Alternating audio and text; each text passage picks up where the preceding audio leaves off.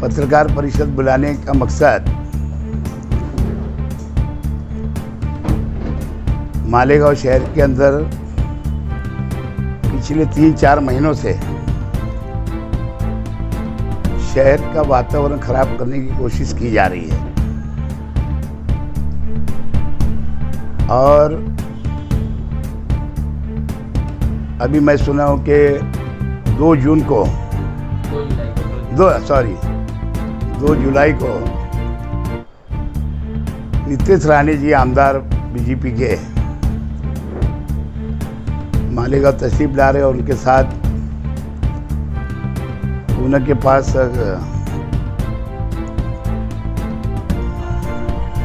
वहाँ भी बीजेपी के कोई नेता था उस टाइम वो घटना के अंदर हुआ थे, वो भी शायद तशरीफ ला रहे, ऐसा उड़ती रिपोर्ट है। और ये बीजेपी का एक, मैं समझता हूँ मालेगांव शहर ही नहीं बल्कि पूरे महाराष्ट्र भर के अंदर ये एक प्लानिंग चल रही और बल्कि बीजेपी के साथ साथ जो महाराष्ट्र गवर्नमेंट के जो शिंदे ग्रुप के जो आज के सीएम साहब है उनके लोग भी उसके अंदर कहीं ना कहीं शामिल रहते हैं और ये दोनों मिलकर के ये घटना घटाने की कोशिश पूरे महाराष्ट्र भर के अंदर कहीं भी अगर आप लोग हम लोग अगर देखते होंगे अखबारों की न्यूज़ जो है या प्रिंट मीडिया की जो न्यूज़ है या फिर इलेक्ट्रॉनिक मीडिया की जो न्यूज़ है, पिछले 4-5 महीनों के अंदर कई शहरों के अंदर कई घटना घट चुकी और मालेगांव शहर के अंदर आज से 7-8 दिन पहले भी,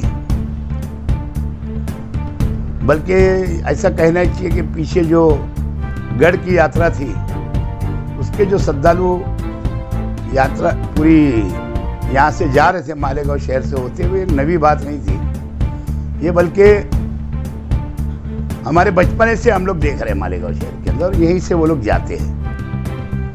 लेकिन पिछले 2 साल से कुछ घटना घटाने की कोशिश उस वक्त तो भी की जा रही, वो बेचारे अपने अच्छे ढंग से गढ़ की यात्रा के लिए जाते थे, माँ और बहनें भी और भाई भी,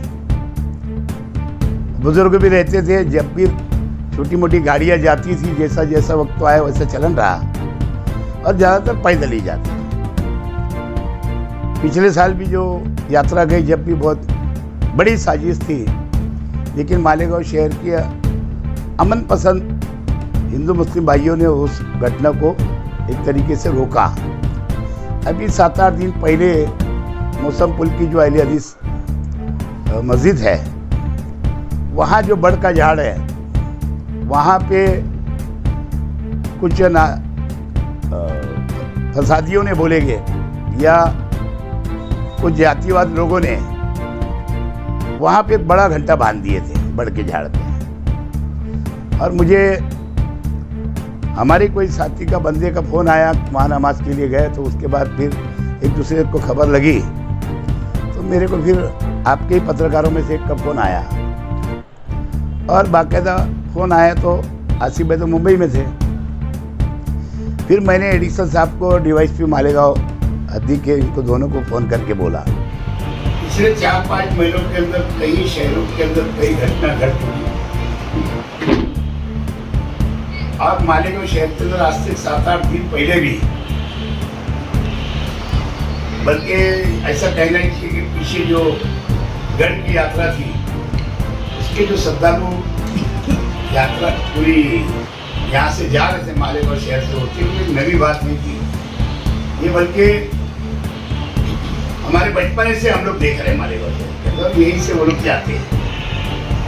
लेकिन पिछले 2 साल से कुछ घटना घटाने की कोशिश उस वक्त तो भी की जा रही, वो बेचारे अपने अच्छे ढंग से गढ़ की यात्रा के लिए जाते थे, माँ और बहनें भी और भाई भी, बुजुर्ग भी रहते थे। जब भी छोटी मोटी गाड़ियाँ जाती थी, जैसा जैसा वक्त आया वैसा चलन रहा और ज़्यादातर पैदल ही जाते। पिछले साल भी जो यात्रा गई जब भी बहुत बड़ी साजिश थी, लेकिन मालेगांव शहर की अमन पसंद हिंदू मुस्लिम भाइयों ने उस घटना को एक तरीके से रोका। अभी 7-8 दिन पहले मुसलपुर की जो आइडियालिस मस्जिद है, वहाँ जो बड़ का झाड़ है, वहाँ के कुछ ना फसादियों ने बोलेंगे या कुछ जातिवाद लोगों ने वहाँ पे बड़ा घंटा बांध दिए थे बड़ के झाड़ में। और मुझे हमारे कोई साथी का बंदे का फोन आया, वहाँ नमाज के लिए गए, तो उसके बाद फिर एक दूसरे को खबर लगी, तो मेरे को फिर आपके पत्रकारों में से एक का फोन आया, और बाकायदा फोन आया तो आसिफ भाई मुंबई में थे। फिर मैंने एडिशनल साहब को डीवाईएसपी मालेगांव जी के दोनों को फोन करके बोला, फिर वहाँ जा कर के वो घंटा वहाँ से निकालिए, वरना वहाँ पे हनुमान चालीसा या वो हिंदू भाई का एक मजहबी तरीका है, हनुमान चालीसा पढ़ना या कहीं भी पूजा करना। लेकिन उन्होंने एकदम मस्जिद के बाजू में जो बड़ का झाड़ है, और बाकायदा वो झाड़ जो मस्जिद की जगह के ऊपर, लेकिन फोन करने के बाद में उन्होंने फौरन एक्शन लिए। एडिशनल एसपी ने और डीवाईएसपी मालेगांव और तालुका डीवाईएसपी और छावनी पुलिस स्टेशन में, उसके रात को उन्होंने घंटा वहाँ से निकाला। अब ये एक नई खबर आई कि 2 जुलाई को राणे जी आ रहे, नितेश राणे जी। अब मैं समझता हूँ कि जब से सरकार बदली, आज 1 साल हुआ बदलने में, बराबर 1 साल हो गया आज पूरा। आज के जो पालक मंत्री नासिक जिले के हैं और कल के पालघर के पालक मंत्री थे, लेकिन इन्होंने कभी अमन कमेटी की मीटिंग नहीं बुलाई। हिंदू मुस्लिम एकता के लिए कोई भी ऐसा तरीका अपनाया नहीं। क्योंकि मालेगांव शहर के अंदर पिछले कई दिनों से कोई ना कोई घटना घट रही, छोटी मोटी या बड़ी, लेकिन उसके ऊपर आज तक उन्होंने अमन के लिए कोई भी न पत्रकारों को बुलाया, न प्रिंट मीडिया को बुलाया, न ही इलेक्ट्रॉनिक मीडिया को बुला करके या पुलिस डिपार्टमेंट को या इनको बुला करके कोई ऐसा कोई कारनामा उनकी तरफ से नहीं बताया कि मालेगांव शहर के अंदर अमन रहना चाहिए। बल्कि मैं समझता हूँ कि पालक मंत्री की भी जमीन सरक चुकी है और वो भी चाहते हैं कि मालेगांव शहर के अंदर कोई ना कोई ऐसा 2001 के जैसा दंगल घट जाए ताकि मेरी जमीन सीधी हो जाए।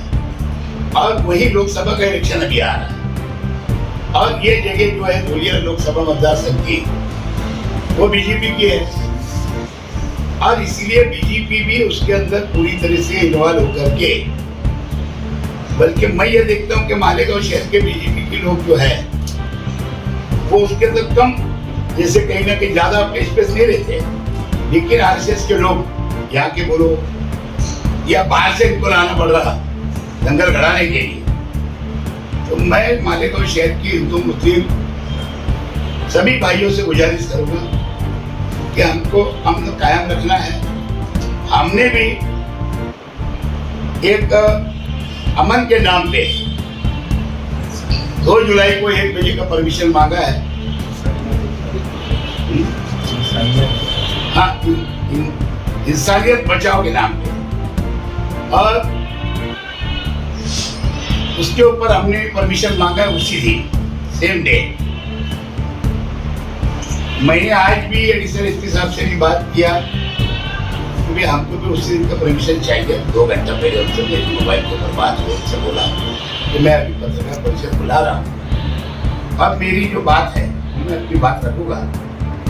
जो हमारा आगर रोड के ऊपर पहले से ज़्यादातर हमारे प्रोग्राम या टीवी राजकीय प्रोग्राम हमारे होते थे, तो अपना जो झगड़ो आई मिले वहाँ से हम 1 बजे लोगों को 2 जुलाई को, मेरा अमन पसंद आवाम से गुजारिश है कि अमन के नाम के ऊपर एक मोर्चा निकालना है। सभी शहरी हिंदू मुस्लिम भाइयों से मेरी गुजारिश है कि आप लोग वहाँ पे सब एक सफेद झंडा लेकर के, अमन का झंडा लेकर के आप लोगों को वहाँ आना है, ये ऑफिस के सामने है, और वहाँ से हम ये अमन का मोर्चा निकाल करके यहाँ से होते हुए डायरेक्ट गांधी जी के मुद्दे के पास हम जाने वाले हैं। और चूंकि गांधी जी भी अमन चाहते थे और अमन के नाम पे उन्होंने अपना तरीका, उनके साथ साथ हमारे बहुत सारे बुजुर्ग लीडरान उस जमाने के, या मौलाना अबुल कलाम आजाद हो,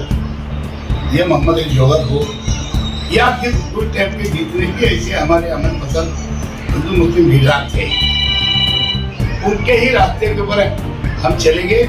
और ये शहर के अंदर अमन कायम रहना चाहिए। पुलिस अगर परमिशन नहीं भी देती है तो मैं मेरे नेतृत्व के अंदर ये मोर्चा निकाल के वहां तक लेके जाऊंगा। कितने बजे निकालेंगे? 1 बजे का आह्वान कर रहे, 1 बजे जाएंगे 2 जुलाई। तो ये जो नीतीश लाने आ रहे हैं उसके जवाब में है या फिर ये आपका प्रोग्राम अलग है? हमारा अपना प्रोग्राम जो है अमन के लिए। हाँ, हम किसी के बहुत खिलाफ बोलने वाले नहीं हैं, बल्कि ये आमदार साहब की भी जिम्मेदारी है। खाली जिम्मेदारी मंत्री की, पालक मंत्री की नहीं है। इन्होंने कम से कम वोट दिए हैं राज्यसभा में और विधान परिषद में, कहीं ना कहीं लाभ मिल रहा है। उनके फोटो भी ज्यादा उद्घाटन गडकरी जी बुला लेते, पालक मंत्री बुला लेते, तो कम से कम इनकी भी जिम्मेदारी है ना। इनको जिम्मेदारी से बचना चाहिए, ऐसा नहीं है, तो इनकी भी जिम्मेदारी है ना। ये तो अच्छी बात है कि कल नमाज हुई, वहां उन्होंने मुख्तसर सा बोल दिया, किसको बोले पता नहीं, लेकिन वही अगर अमन की बात करे होते, वही अगर पुलिस डिपार्टमेंट को परीक्षण बनाए होते क्या, तो ये तो राजकीय भाषण करते थे। जब देखो, जब ईद हो, बकरीद हो, ये पहली टाइम बकरीद के अंदर देखा मैंने, हजरत अब के आज को नहीं गए, है ना।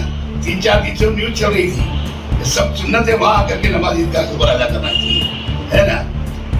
तो पहले नहीं बोलते थे, लेकिन अब के आज को नहीं गए तो वहां, क्योंकि मैं नमाज पढ़ाने वाला हूँ, मैं वहां पे तकरीर करने वाला हूँ, मजहबी तकरीर, और उसके साथ साथ सियासी तकरीर हमेशा करते हो, तो उनको तो इससे अच्छा मैदान मिलता ही नहीं क्या। तो इसके लिए मेरा उन पे भी आरोप है, उनको भी चाहिए कि जब तुमने वोट दिए दोनों टेम, तीनों टेम, है ना, तो जाहिर सी बात है तुम्हारी भी जिम्मेदारी बनती। तुमने कम से कम पुलिस डिपार्टमेंट के ऊपर, बोलने को तो बहुत बोल देते आप, तो पुलिस डिपार्टमेंट के ऊपर प्रेशर होना चाहिए। अगर यहाँ पे अगर मालेगांव शहर के अंदर कुछ भी वातावरण खराब होता है तो उसके जवाबदार नासिक जिले के पालक मंत्री दादा भूसे जी रहेंगे, साथ साथ में भाजपा के आमदार नीलेश रानी जी रहेंगे, और साथ साथ में पुलिस डिपार्टमेंट कलेक्टर, ये पूरे जवाबदार रहेंगे, ऐसा मेरा मानना है। इस मोर्चे को लेकर मतलब माना जा रहा है, ऐसा शक जाहिर किया जा रहा है कि कुछ हो सकता है, तो क्यों ना इस मोर्चे को ही रद्द करने की बात की जाए। तो पुलिस डिपार्टमेंट की जवाबदारी, पालक मंत्री की जवाबदारी, सरकार में बैठे अंदर की जवाबदारी बोलना चाहिए। शहर की अमन पसंद आवाम तो चाहती ही नहीं, हिंदू भाई भी नहीं चाहते, मुसलमान भी नहीं चाहते, लेकिन क्योंकि मैं बोलता हूँ ना कि बीजेपी की भी जमीन खसकी भी है ना। लोकसभा में बहुत बड़े बड़े कारनामे मालेगा, ये मतदार संघ में करेगी उन्होंने भी, है ना। और ना ही पालक मंत्री कुछ कर पाता है 4 टाइम में, साहब ना अंदर कुछ कर पा रहे अपने। साहब आपने कहा परमिशन नहीं देंगे भी, तो आप तो निकालूंगा ना, गेल बनेगा मेरे को। हाँ, गेल बनेगा ना, नई बात थोड़ी है। गेल बनाने से डरता हूँ क्या मैं? हम ना खराब होगा, आपने बोले कि पालक मंत्री जिम्मेदार है, थाने जिम्मेदार है, सेंट्रल ठीक है, एमएलए जिम्मेदार भी है, बोला जिम्मेदार रहेगी ना, तो आमदार भी जिम्मेदार रहेंगे हमारे वहाँ के। नहीं तो उनको कल मौका था, और ये उससे 2 दिन पहले से हवा चल रही है गाँव के अंदर, वो कल बोल सकते थे ये बात वहाँ पे, लेकिन उन्होंने नहीं बोला।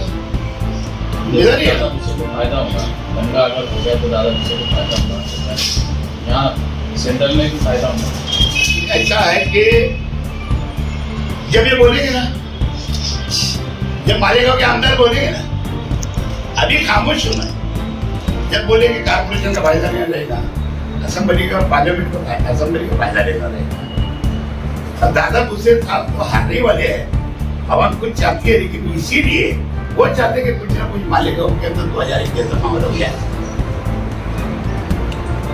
और मैं सभी वापिस गुजारिश करूंगा हिंदू मुस्लिम सिख ईसाई भाइयों से कि कल सफेद झंडा लेकर के आइए, अरे 2 जुलाई है ना, और उसके अंदर शामिल रहे और यहाँ से हमको गांधी चलना अमन के तरीके, घोषणाबाजी नहीं, अमन का महीना रहेगा, खामोश अमन। खामोश और सफेद झंडा रहेगा।